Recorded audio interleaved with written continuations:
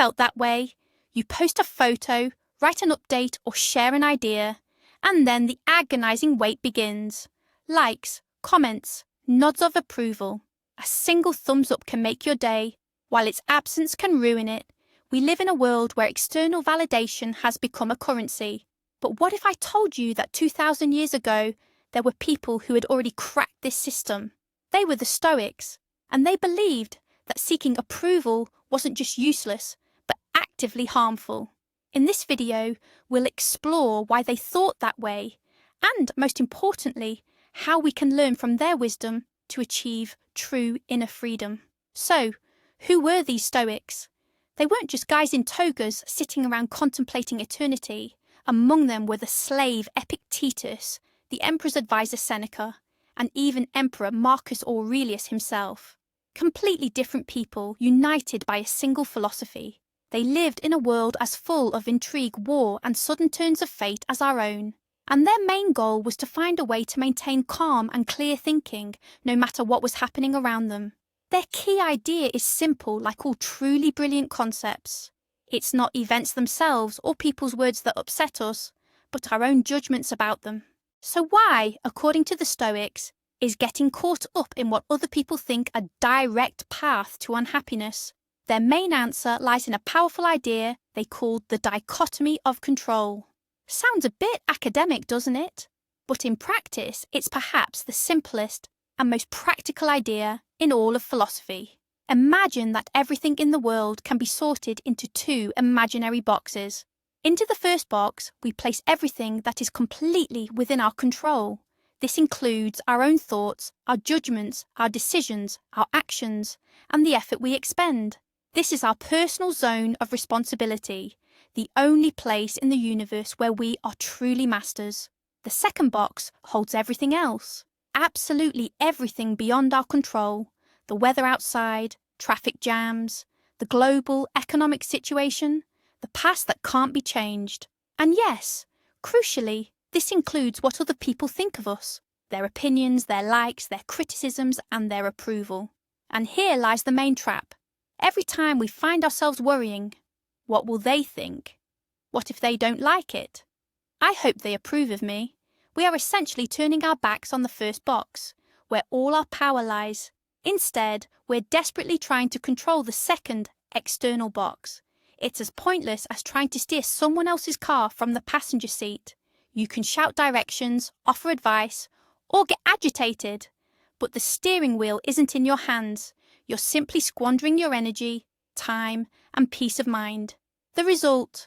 A sense of powerlessness, anxiety, and perpetual frustration. The Stoics, however, advise, stop doing this. Redirect all your attention to that first box.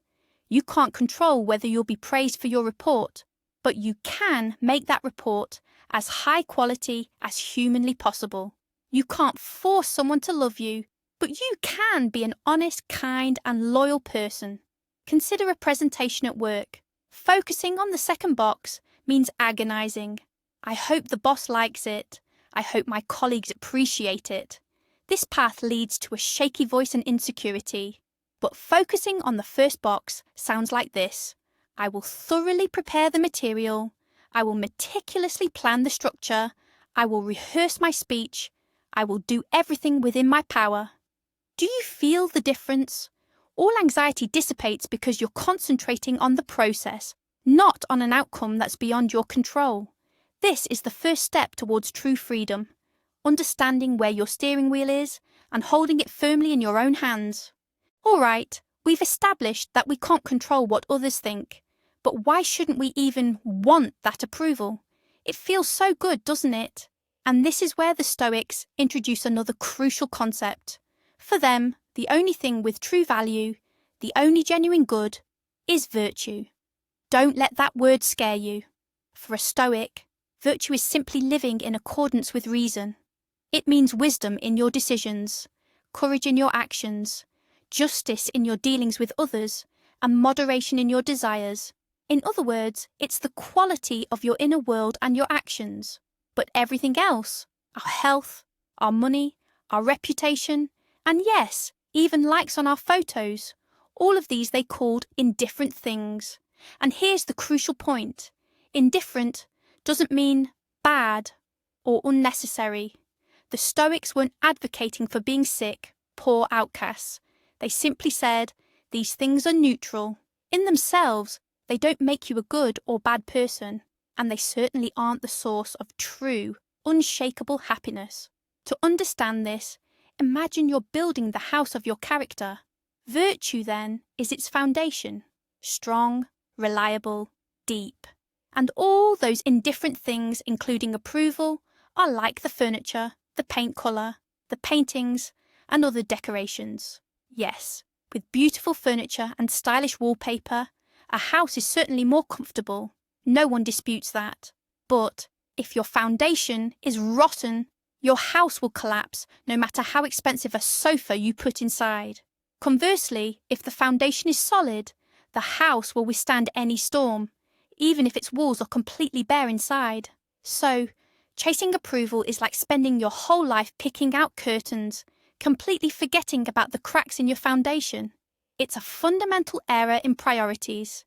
External validation doesn't make you better, and its absence doesn't make you worse. A person criticized by everyone, yet who acts honestly and bravely, is a truly good person. Conversely, a person praised by everyone, yet who is deceitful and cowardly, is a bad one. Applause and likes don't change the essence of things. They are just decorations. The Stoics urge us to focus on what truly matters, building the strong foundation of our character. But how do we put this into practice? Theory is one thing, but the burning sting of criticism or the cold indifference of others is quite another. The Stoics understood this perfectly.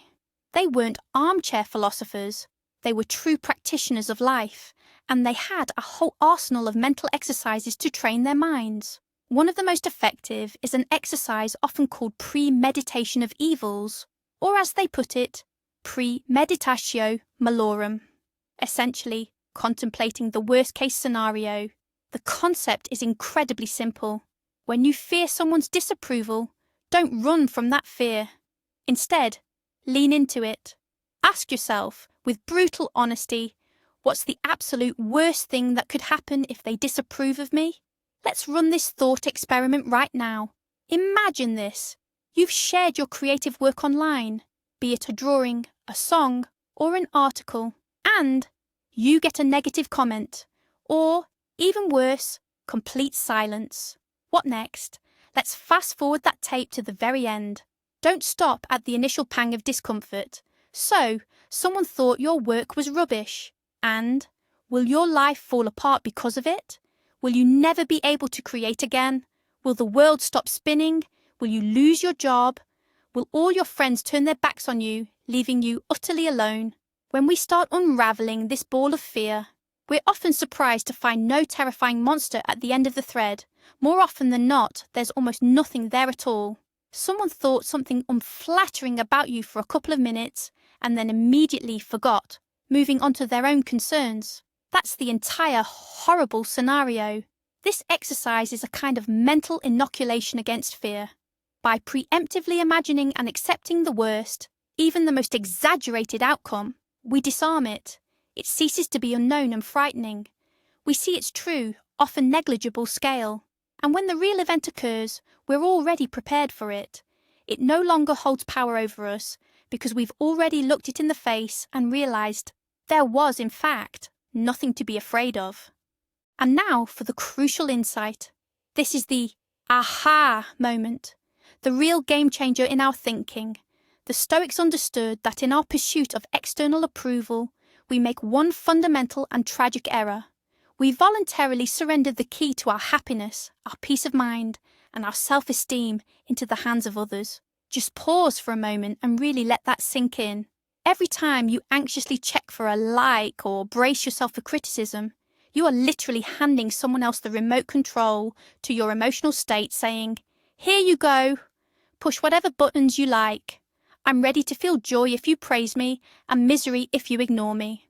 You are essentially handing over the reins of your inner peace to others, to people whose values you might not even share, whose judgments can be superficial, and whose moods are as fleeting and unpredictable as the weather. Today, they might adore you. Tomorrow, they'll find a new favourite. Do you genuinely want your happiness to hinge on something so unstable? This is a form of voluntary servitude, and the Stoics, particularly Epictetus, who himself was once enslaved, understood the true cost of freedom better than anyone. He famously said, "If you wish to improve, be content to be thought foolish and stupid in externals." Giving up the quest for approval is not an act of selfishness or arrogance. It doesn't mean becoming uncaring or indifferent to others. Absolutely not. It is an act of reclaiming agency over your own life. It's a powerful declaration of your inner independence.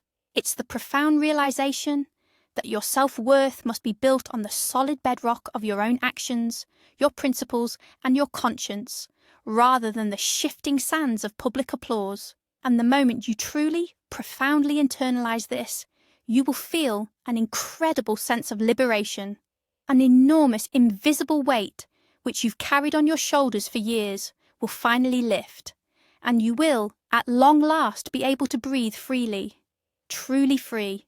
And now for the most crucial insight. This is the pivotal shift in mindset that truly changes everything.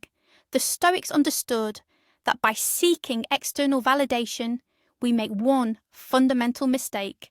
We willingly hand over the key to our happiness to others. Think about it. You surrender control over your inner peace, your emotional well-being, to other people, to individuals whose values you might not even share, whose judgments can be superficial, and whose moods are constantly shifting. As Epictetus wisely said, if you want to improve, be content to be thought foolish and stupid. Letting go of the need for external validation isn't an act of selfishness or indifference. On the contrary, it's an act of reclaiming power over your own life. It's the profound realization that your self-worth should be built on your own actions and principles, not on the fleeting applause of the crowd. And the moment you truly internalize this, you'll feel an incredible sense of liberation. A massive weight will lift from your shoulders, and you'll finally be able to breathe freely. So, let's recap. The Stoics teach us not to seek external validation because it's entirely outside our control, it's not a true good, and it ultimately makes us slaves to the opinions of others. Instead, they urge us to focus relentlessly on what we can control: our thoughts, our judgments, and our actions. Thank you for watching this video all the way to the end. If this resonated with you or made you think, please give it a like and subscribe to the channel so you don't miss new lessons in ancient wisdom. Now, a question for you. In what situation do you find it most challenging to disregard what others think? Share your thoughts in the comments below. Let's discuss this together.